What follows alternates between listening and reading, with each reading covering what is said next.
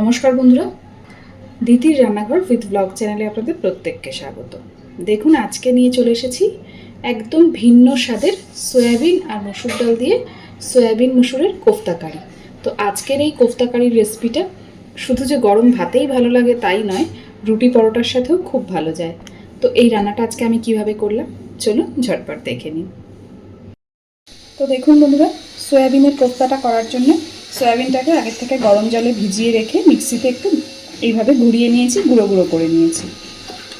এইবার এর মধ্যে দিচ্ছি, আজকের এই সয়াবিনের কোফতা কারিটা না একদম অন্যরকমভাবে বানাচ্ছি। এর মধ্যে এবার দিচ্ছি মুসুর ডাল বাটা। তবে এই মুসুর ডালটার মধ্যে আমি একসাথে 6-7 কোয়া ছোটো ছোটো 6-7 কোয়া রসুন আর 5-6টা কাঁচা লঙ্কা দিয়ে একসাথে ডালটাকে বেটেছি।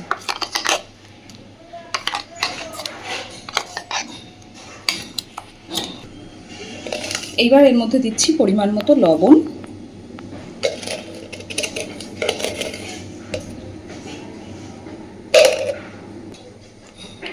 দিচ্ছি অল্প পরিমাণে হলুদ গুঁড়ো, খুব সামান্য পরিমাণে দিচ্ছি একটু গরম মশলা গুঁড়ো,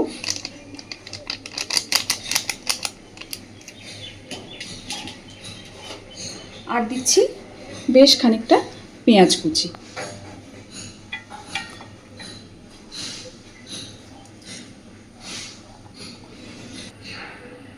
খুব ভালোভাবে এবার সব কিছুকে মেখে নেব। এক ফোঁটাও কিন্তু জলের ব্যবহার এখানে করব না। আর যেহেতু মসুর ডাল দিয়েছি তাই জন্য আলাদা করে কোনো রকম কোনো বেসন, চালের গুঁড়ো, কর্নফ্লাওয়ার আমি কিছুই দিচ্ছি না। চাইলে এর মধ্যে একটা ডিম ভেঙেও দিতে পারেন, কিন্তু আজকে আমি এখানে ডিমও দিচ্ছি না। দেখুন, খুব সুন্দরভাবে সব কিছু মেখে নিয়েছি। এইভাবে এবার 10-15 মিনিট রেখে দেব। এইদিকে দেখুন, রান্নার জন্যে প্রথমেই কোফতাগুলোকে ভেজে নেব। তো তাই জন্য আমি বসিয়ে দিয়েছি একটা ফ্রাইং প্যান আর দিয়ে দিয়েছি খুব সামান্য পরিমাণে একটু তেল। আমি কিন্তু প্রথমে যখন কোফতাগুলো ভাজবো ছাঁকা তেলে আজকে ভাজবো না। তেল সুন্দর গরম হয়ে গেছে। এবার কোফতাগুলোকে নিজেদের ইচ্ছে মতন শেপ দিয়ে নিতে পারবেন, সুন্দরভাবে ভেজে নেব।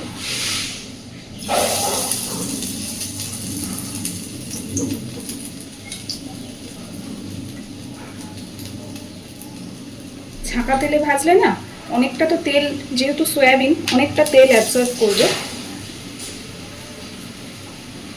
আপনারা চাইলে এটা ছাঁকা তেলে ভেজে করতেই পারেন, কিন্তু আমার মনে হয় এইভাবে ভেজে করলেই বেশি ভালো হবে।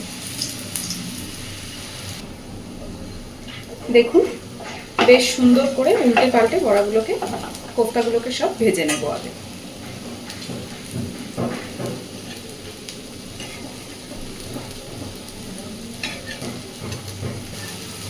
কোফতাগুলো সব আস্তে আস্তে করে উল্টে দিয়েছি। দেখুন, এইভাবে বেশ লালচে করে দুপিঠ ভেজে নেব। আর দেখতেই পাচ্ছেন ফ্রাইং প্যানে ভাজা হচ্ছে, সেরকম কিন্তু একটা তেলও অ্যাবসর্ব করছে না। এইভাবে যদি অল্প তেল দিয়ে হালকা হালকা করে ভেজে নেওয়া যায়, কোফতাগুলো শুধু মুখেও কিন্তু খেতে ভীষণ ভালো লাগে। তো আমি আস্তে আস্তে করে সমস্ত কোফতাগুলোই এই একইভাবে ভেজে নেব, ভেজে তুলে নেব। সমস্ত কোফতা ভেজে তুলে নিয়েছি, কড়াইতে দিয়ে দিয়েছি। ফ্রাইং প্যান চেঞ্জ করে কড়াই বসিয়ে দিয়ে দিয়েছি তেল। খুব ভালোভাবে তেলটাকে গরম করে নেব। তেল গরম হয়ে গেছে। এবার আমি লম্বা লম্বা করে কেটে রাখা আলুগুলো দিয়ে দিচ্ছি। আপনারা চাইলে এই কোফতাটা আলু ছাড়াও করতে পারেন। আলু দিয়ে করলে খেতে একটু বেশি ভালো হয়। সুন্দর করে এবার আলুগুলোকে ভেজে নেব।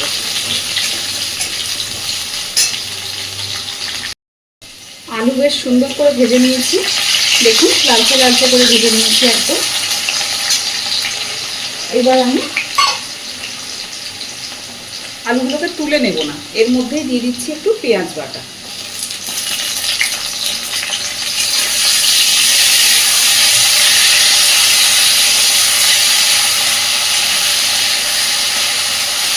একটু নাড়াচাড়া করে দিয়ে দিচ্ছি আদা, রসুন আর শুকনো লঙ্কা একসাথে বাটা।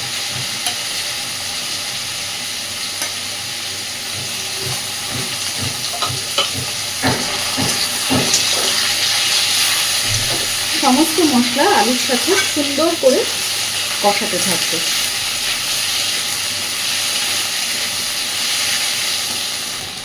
সমস্ত পেঁয়াজ, আদা, রসুন, লঙ্কার সাথে আলুটা ভালোভাবে কষানো হয়ে এসেছে। এই পর্যায়ে দেখুন মশলা থেকে তেল ছেড়ে গেছে, দিয়ে দিচ্ছি পরিমাণ মতো লবণ,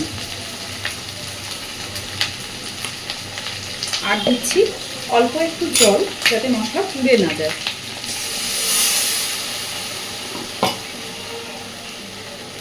দিচ্ছি হলুদ গুঁড়ো,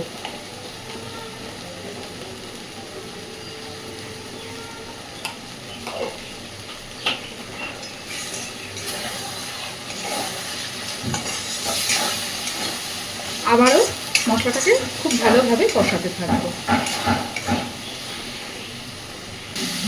সুন্দর করে সব কিছু কষানো হয়ে গেছে, তেল বেরিয়ে গেছে পুরোপুরি। এইবার দিয়ে দেবো পরিমাণ মতো জল।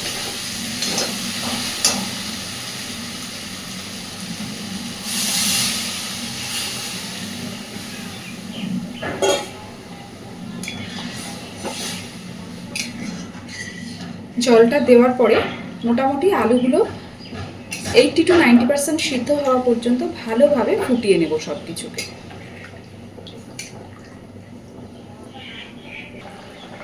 খুব সুন্দর করে ঝোল ফুটে গেছে, আলুও মোটামুটি একদমই আলু সিদ্ধ হয়ে গেছে। এবার আমি ভেজে রাখা কোফতাগুলোকে সব এর মধ্যে দিয়ে দেব।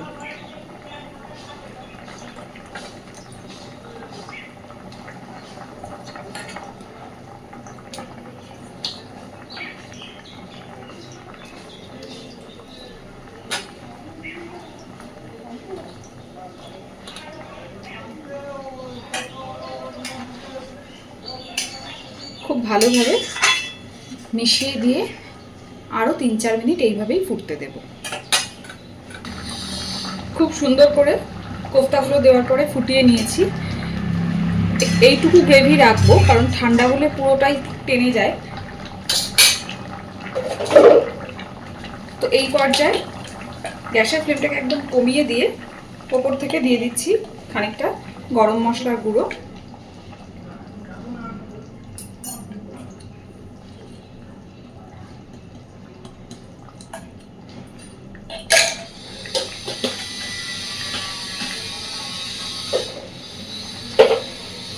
আর দিচ্ছি খানিকটা ঘি, আর দিচ্ছি খানিকটা ঘি।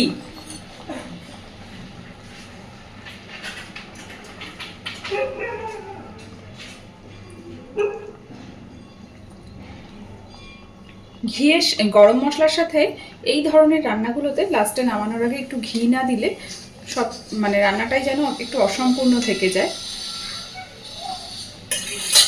খুব ভালোভাবে এবার মিশিয়ে দেব।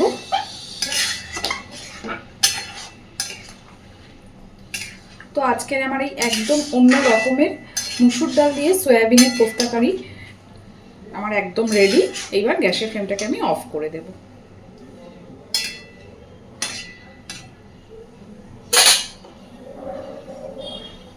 গ্যাসের ফ্লেম অফ করে দিলাম।